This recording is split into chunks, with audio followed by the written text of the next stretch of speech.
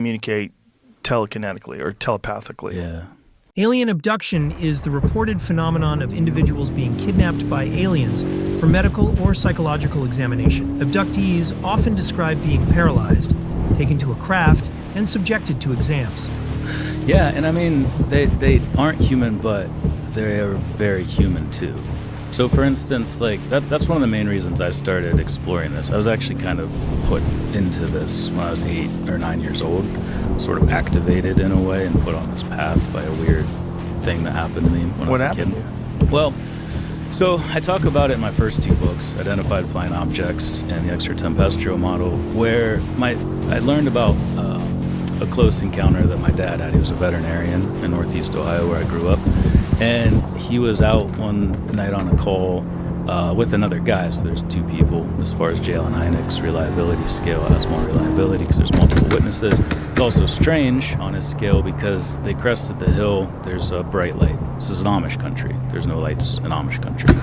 And all of a sudden, this bright light darts toward them, hovers just above their truck, darts back to where it was, straight up into space. The most famous UFO encounters, witness testimony, or unexplained nature include the 1947 Roswell incident, the 1997 Phoenix Lights, and the 2004 Tic Tac incident. Like an incredible speed.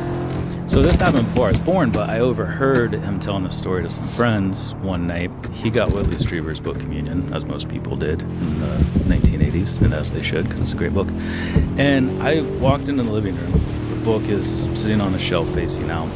And I remember, like it was yesterday, I sort of stopped, and there was like this light, like a white light.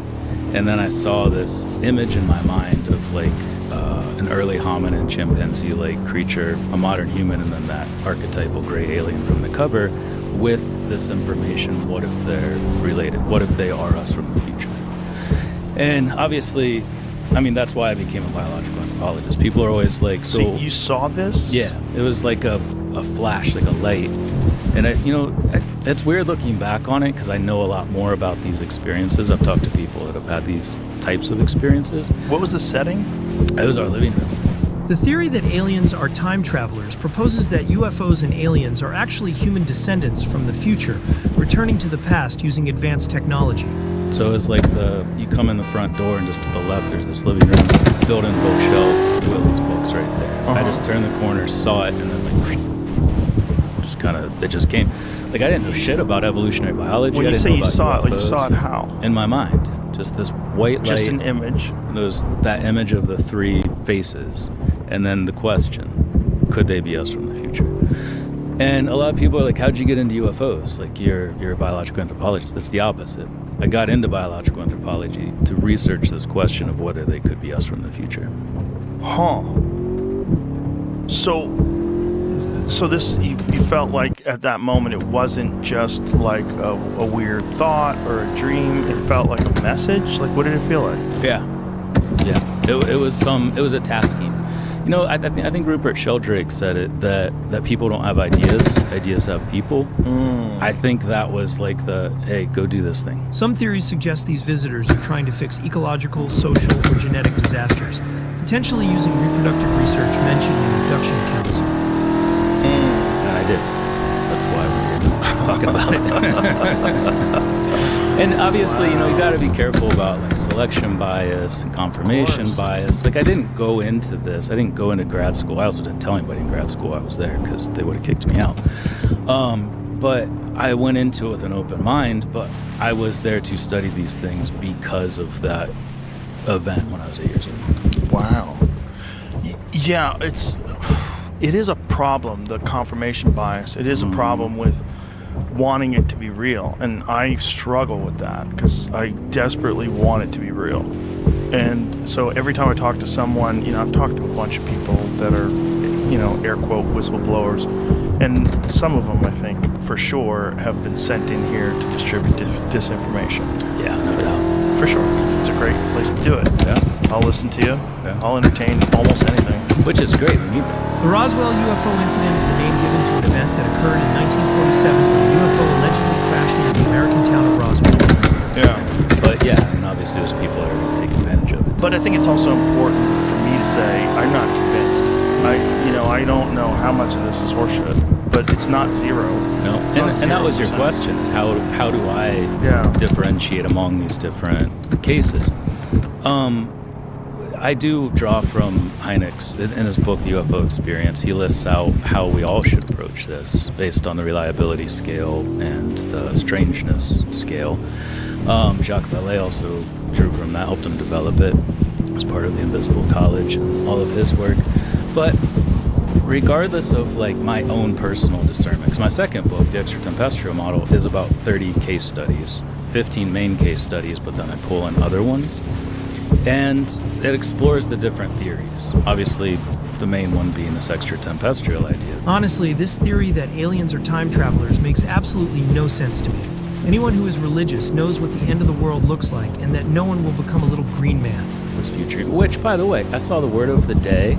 Today was anachronistic. And I was like, man, that would have been a way better word than extraterrestrial, which everybody struggles with. I could have called them anachronauts.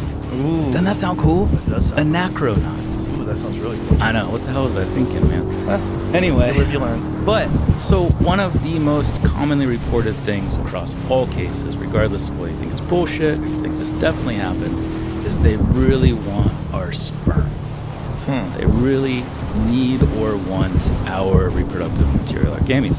And it's funny because when I wrote my first book I started in 2012, published it in 2019. Right at the end, I did an interview, and someone was like, "Have you heard of Jim Peniston?" I'm like, "No," which is kind of a failing on my behalf. I'll admit that one. It turns out, so it was the Rendlesham Forest incident. He touched this craft. He got this binary code. The Rendlesham Forest incident took place in England in 1980. According to eyewitnesses, military officers encountered an unidentified glowing object in the forest, which they described as being metallic and emitting a bright light.